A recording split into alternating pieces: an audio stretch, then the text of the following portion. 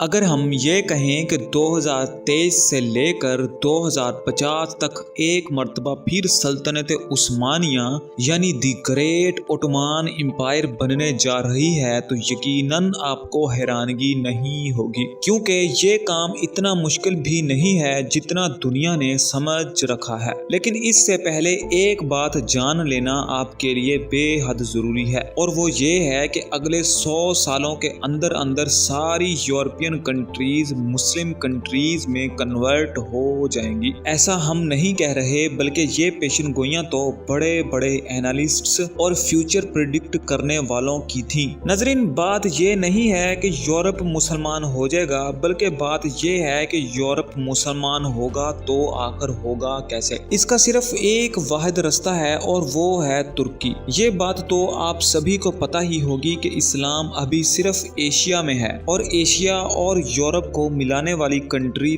ترکی ہے۔ اب آپ سب کے ذہنوں میں ایک سوال آ رہا ہوگا کہ اگر ترکی کے ذریعے اسلام پھیلنا ہی تھا تو پچھلے 100 سالوں تک ترکی کیوں خاموش رہا؟ دنیا میں اس کی کوئی ہلچل کیوں نہیں دکھائی دی؟ تو یہ بات آپ جان لیں کہ یہ ترک قوم ہے جو اپنے وعدے اور معاہدے دونوں کا بڑا احترام کرتی ہے۔ اس چیز کا ثبوت تو آپ کو ان کی ڈاکومنٹریز میں بھی دیکھنے کو مل جائے گا۔ بس اسی لیے آج تک ترکی خاموش تھا، کیونکہ آج سے 100 سال پہلے ان کے ساتھ ایک معاہدہ ہوا تھا جسے معاہدہ لوزان کہتے ہیں۔ اب یہ معاہدہ کیوں، کس نے اور کس وجہ سے کیا تھا، یہ تو ہم اس ویڈیو میں نہیں بتا سکتے، لیکن یہ ضرور بتا سکتے ہیں کہ یہ معاہدہ اب 2023 میں کمپلیٹ ہو جائے گا اور ترکی پابندیوں کی قید سے آزاد ہو جائے گا۔ غلامی کی زنجیریں اب ٹوٹیں گی۔ ترک قوم ایک مرتبہ پھر دنیا کو دکھائے گی کہ فتوحات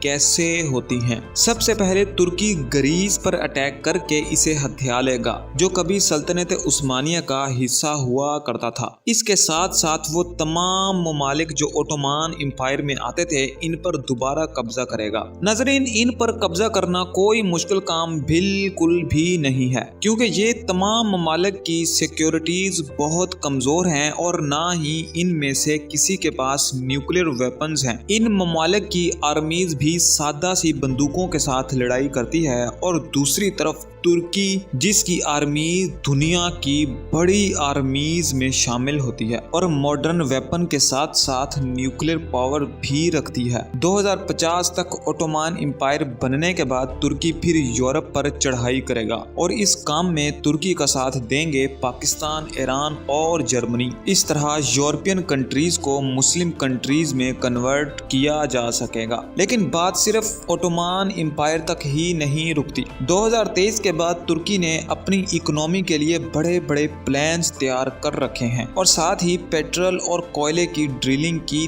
تیاری بھی اپنے عروج پر ہے۔ نہ صرف یہ بلکہ 2023 سے پہلے ترکی ایک سیکولر ملک ہوا کرتا تھا، جہاں شراب سے لے کر زنا تک سب الاؤ تھا، مگر 2023 کے بعد ترکی آپ کو پیورلی اسلامک اسٹیٹ بنا ہوا ملے گا۔ جیسے ترکی نے اپنا نام تبدیل کر لیا تھا، بالکل ایسے ہی اب وہ اپنے کام بھی تبدیل کرنے جا رہا ہے۔